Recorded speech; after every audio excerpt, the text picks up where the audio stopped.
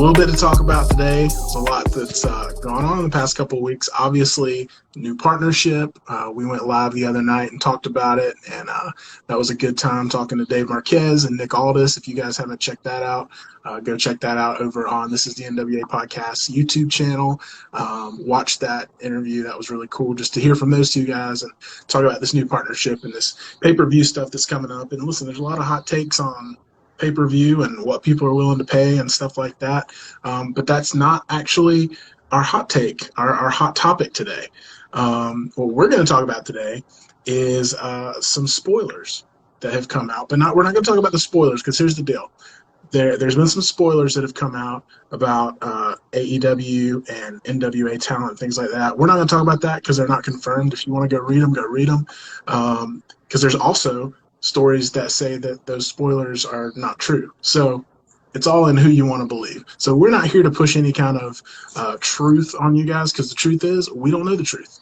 We're waiting just like you guys to see how it shakes up. But we can say that there's been a lot of rumblings over probably the past month or so, and a lot of interaction between AEW and NWA talent on social media. And so it's got our wheels spinning about the idea of possibly some crossover between the NWA and AEW, potentially some NWA talent appearing on AEW, what that would mean for both brands, the pros, the cons, and all that kind of stuff. So that's what we're going to talk about today. So JayCal, what's your initial reaction when you think about the potential of, because we've had Thunder Rosa firing off at Shida, the AEW Women's World Champion, on Twitter. We've had now some interaction between FTR and the NWA Tag Champs, James Storm and Eli Drake, some words back and forth through some podcasts and Twitter and stuff like that. What's your initial thought when you think about the potential crossover, especially right now during this hiatus with the NWA and AEW? I'm the kind of guy, when you hand me a bowl of ice cream, I say more. Right? You put that ice cream in there, you put the Reese's magic shell in there, you throw some whipped cream, some nuts, you know what? More. Give me more. I don't believe there's too much of a good thing, and if we have an opportunity to see the family interact with the elite, the AEW elite versus the hashtag NWA fam, I'm excited. That's my initial thought. My initial thought is, this is great. This is good, because we're going to see our best against their best. We'll see our NWA champions versus their top-tier elite talent. So initially, I love it. Well, let me come at you with this, because there's obviously differing viewpoints on this. So there's a lot of hashtag NWA fam faithful that we know and love that absolutely hate the AEW. Now, we know, and we're very vocal about where we stand on it. We love wrestling as a whole. We want all of it to be good. NWA just happens to be our specific cup of tea, and that's where we focus our time and our energy, and that's our primary fandom. But we love professional wrestling. But there's a lot of traditional NWA fans that really don't like this possibility, because they see AEW as kind of a gimmick promotion, and they see it as a spot fest and flippy dippy and all this stuff. What are your thoughts on that? Because I'll say my thoughts on that are that it's not my cup of tea, but it's entertaining because it's professional wrestling. And so just like you just said, I mean, the idea of some crossover there is still exciting to me. But what would you say to those, quote unquote NWA faithful who wouldn't want to see a crossover? Now, I'm going to catch some heat for this one, and I know this is going to kind of go over your head, but I'm a fan of Marvel comic book movies. I love the Marvel movies. There's rumbling out there that DC and Time Warner, all that's having trouble right now. And for me specifically, I hope Disney buys DC so that we get those crossover storylines, because I think that's interesting, that's compelling. I don't really go to DC movies expecting to have the same satisfaction when I go to a Marvel movie. I just don't. So for me, I don't think the crossover is a bad thing. If anything, it brings more history and tradition to AEW. Remember, a lot of what AEW was built on the backs of Cody Rhodes and Nick Aldis. That doesn't happen unless you have that bridge of the here and now versus the history and tradition. I think this is a marriage that has a lot of potential, but I also see some drawbacks to it as well. Yeah. I will say this. I don't actively watch Dynamite every week.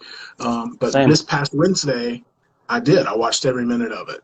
I was entertained. I really was. I didn't get the same level of satisfaction as when I watch NWA Power or, an NWA show. But it was an entertaining show, and I think storylines are good. I think they have some top tier talent, obviously in AEW that can get a reaction. From me, got some buy-in from me for guys like MJF. Obviously, there was a spot with FTR and the Young Bucks with Arn and Tully and the Rock and Roll Express. That was a cool moment, stuff like that. But I think the AEW has. In terms of all the mainstream promotions, they have the most, I would say, reverence and respect for history, legacy, tradition, like the NWA. So if anyone's going to do a crossover, I would much rather see it with AEW because I think they'll handle it with care. I think they know how to put a guy like Cody Rhodes, who obviously has feuded with Nick Aldis. And as you said, I mean, the launching point for AEW was built on the back of an event that featured Nick Aldis versus Cody Rhodes for the NWA World Heavyweight Championship. So this is not like a new thing to throw into the mix with this group. But I thought it was an entertaining show, and I wouldn't, wouldn't cancel plans to watch it. But if I'm at home and it's on, I enjoy watching it. And so for me, from a business standpoint, I think it would be super smart and beneficial for AEW, even if they're not going to, go out and try to snatch up all the NWA talent, just to feature them on there in a week-by-week kind of status outside of a contract, because it's going to bring new viewers like you and me on a regular basis to their show and give them a chance to win us over. And, I think I speak for both of us when I say we're never going to put the NWA on the back burner for any other promotion, but it could at least get some new eyeballs on the product and a different kind of fan, which I think is definitely disenfranchised with promotions like WWE, to be able to put some eyeballs on what they're doing on Wednesday night and maybe get some more viewers. Can I make 2 points real quick? The first one is, for anyone who's poo-pooing the AEW show because of the talent that they use, remember about 75 to 80% of the roster that was on the NWA 70th anniversary show is now working in AEW. And we're talking about former world champion, national champion, Colt Boom Boom Cabana. We're talking about Scorpio Sky, Sammy Guevara, Ricky Starks. There's a lot of guys that literally were going to be main players in the NWA going forward that are working in AEW.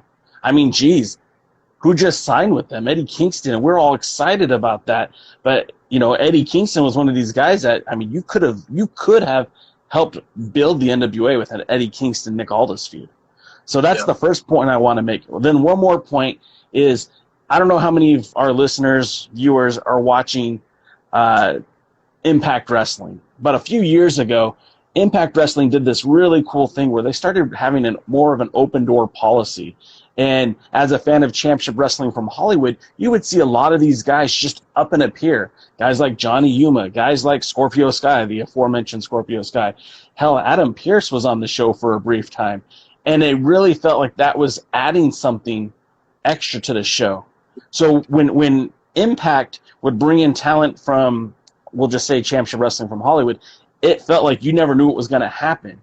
And if AEW can somehow find a way to not get over the top, this isn't the NWO invading, but to feature some of the talent from NWA and they've already recognized the championships. They've already recognized, Cody Rhodes as an NWA world champion. They've talked about the NWA. This would be a great time to introduce some new characters, like you said, on a temporary basis. And look, on average, NWA Power, and I know it was a YouTube show, was averaging around 230,000 views. 230,000 people were watching that show. Now, maybe some of those fans are watching AEW, maybe they aren't. But there's a good chance that they can get some of those people, that 230,000 people, to watch AEW, and the ratings war that they're having with NXT could really be benefited from over 200,000 more people watching week in and week out. Absolutely. And I'll say this too, in terms of the spot fest and the flippy dippy stuff that gets a lot of criticism from a lot of wrestling purists. That was a fairly small part of the show. I mean, there was like 2 or 3 times that I can remember that I kind of rolled my eyes and I was like, well, that's not a realistic wrestling thing. And it was entertaining, but it didn't like scratch that wrestling itch for me. It was more of like a stunt, but that wasn't, if you listen to some people talk, you would think that's the entire show. The entire show is just feet and legs and arms flailing about and people flipping around. It's not. I mean, there are a few spots like that, and they're there for sure, and they're doing it better than anyone else. And if that's your cup of tea, then that's definitely where you need to be. But it wasn't a majority of the show by any stretch. I mean, there was storylines, there was great technical wrestling, there were great characters, great talent, and things like that. And so for a wrestling show, it was a great show. And so when you talk about, the NWA having a hand in that and being able to be featured in that, it's definitely beneficial from what you just said of getting those, 200 some odd thousand viewers that may tune in now to Dynamite that weren't before. But it's obviously also beneficial to the NWA because there's a lot of people out there, as we have encountered in the past couple of months, saying the NWA's done. All this stuff, this hiatus, this is the end of it. They're folding. Corgan's going to shut it down.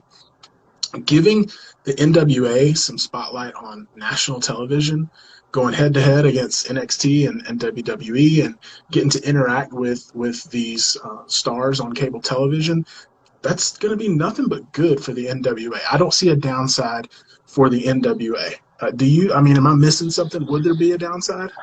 So as the ball is rolling, right, we know that the NWA and United Wrestling Network have entered into this agreement to produce a live weekly pay-per-view come September 15th. The drawbacks could be from this, if there is some sort of an invasion or some sort of AEW, NWA talent exchange, we might not have as many NWA competitors able to compete with this United Wrestling Network pay-per-view. It might change the schedule a little bit. It could potentially tarnish the image of the NWA because at the end of the day, AEW isn't going to take the L, right? I mean, at the end of the day, AEW will stand, supreme if it becomes an interpromotional war type deal because no one's going to book themselves to lose. We saw that with the invasion angle with the WWE, the NWO, and WCW. I mean, all that stuff. You never book your team to lose. But I mean, there could be a lot of bright moments, and as a lot of us have eagerly anticipated, and I'm sure you've heard it too, Cody, Nick 3 is something that a lot of people want to see, myself included. And we thought we were going to get that at the New Japan G1 Climax show in New York City. That never happened because of the creation of All Elite Wrestling. But if AEW could put that match on, I'm buying that pay-per-view. I'm tuning in, and I'm sure many of you guys who are listening and watching right now would do the same exact thing. Yeah, absolutely. And I mean, I hesitate to want to see an invasion angle. We use that terminology because that's just what historically these kinds of things have been known as. But I would just love to see it more as this, sporadic NWA talent popping up and saying, hey, we're not going right now. I want you. And having a one-off feud or something like that. And it can be 50-50 booking, and nobody, we complain about 50-50 booking in WWE. It's because they don't tell stories with it. There's a way to do it with this where you can tell a story, and it doesn't have to bury the NWA. Those aren't your only two options, either going over or getting buried. You can build, and AEW has shown that they're capable of this. You can build stories that lead to matches where the loser isn't buried, the story is furthered, and everybody benefits from it. I would point specifically to Eddie Kingston versus Cody Rhodes when Eddie appeared and went head-to-head for the TNT title.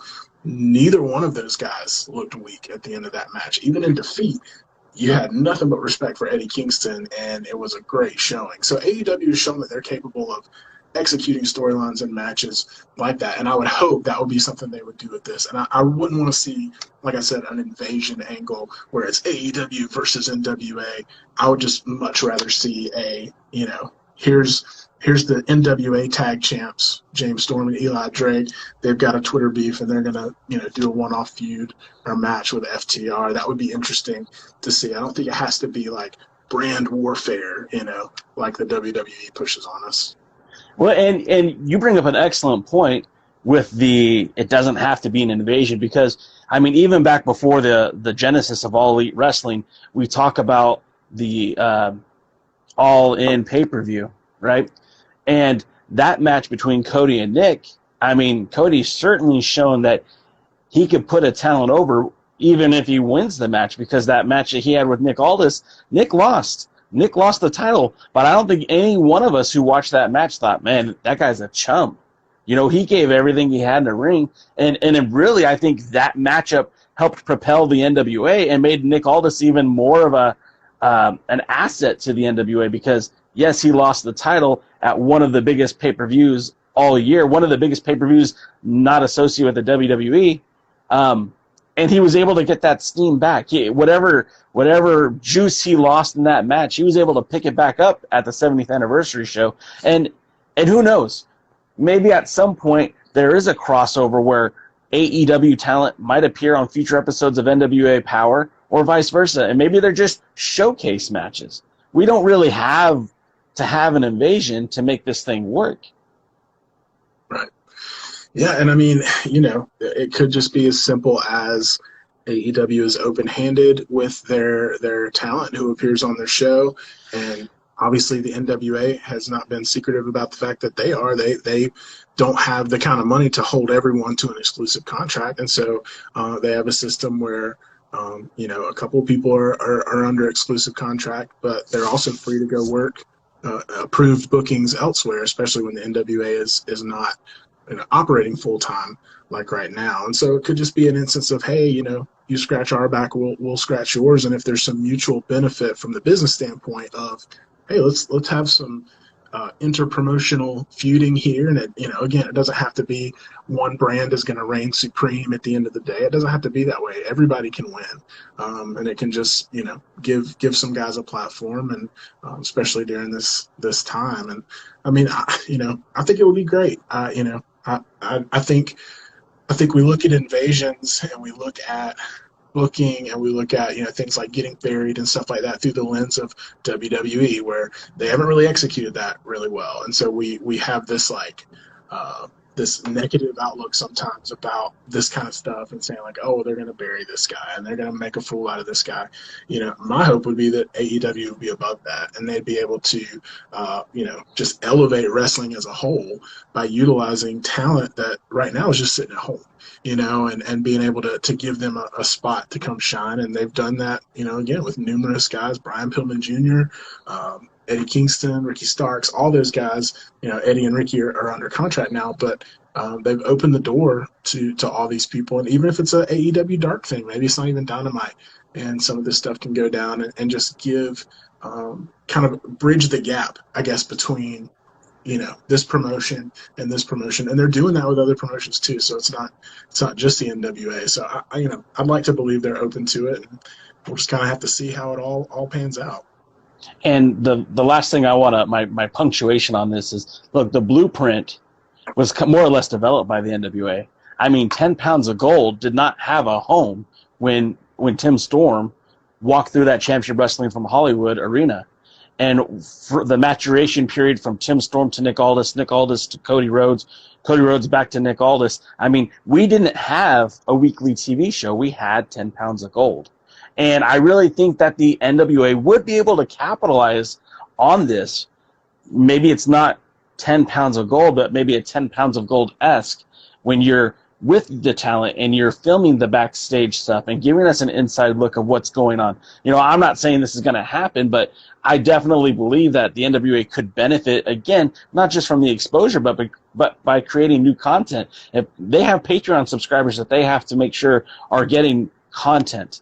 The NWA does have some responsibilities to start doing something. And if it's, if it's outside of the United Wrestling Network Primetime Live and it's AEW, great. If it's Mission Pro, great. If it's Tried and True Pro Wrestling, great. At the end of the day, the NWA needs to get back to it and putting wrestling in the ring. This seems like a win-win situation for everyone involved. Yeah, and just, to put it in its proper context, I mean, crossover with all those promotions you just mentioned is great, but we have to all admit AEW has the highest visibility right now. They're on national television, on cable, head-to-head with WWE. So, I have to think there's nothing but positive that could come over, that could come from that kind of crossover. I do want to, we've got some activity in the chat. I want to address these before we sign off. Battleground Podcast says, we want the crossover. Hey, sounds like JayCal and I do too. So we're with you. Dave Scooby says Ring of Honor is back to filming in the next 2 weeks. No word about Marty returning yet. Yep, heard about that, so that's pretty cool. Let's see. Graphics 26. What do you guys think of MLW? Rather see NWA work with them. I love MLW, but again, as I just mentioned, AEW has much higher visibility. MLW is putting together some deals. I think they just signed with the Fubo Sports Network. Fubo is a streaming TV service, and so they're going to be on that platform. And they signed a deal with another streaming service about a month or so ago. So they're increasing their visibility, but that's still not national TV. Every household, with cable in America. Not close. So I would still love to see the collab, but right now AEW is going to have the highest visibility. So let's see. And MLW also has an invitation to participate at that Primetime Live too. Yeah, I want to push that because everyone keeps talking about Championship Wrestling from Hollywood and the NWA, but that door is open for guys from MLW and open for Ring of Honor. We might see some of those guys appear on those shows as well. Yeah. I'll see. Johnny the Illustrator says, please, no comedy wrestling. Let's bring back some serious old school matches with NWA. JayCal, we'll have to do a whole episode on comedy wrestling. That sounds like a good topic. Let's see. Love the Tim Storm run. Absolutely.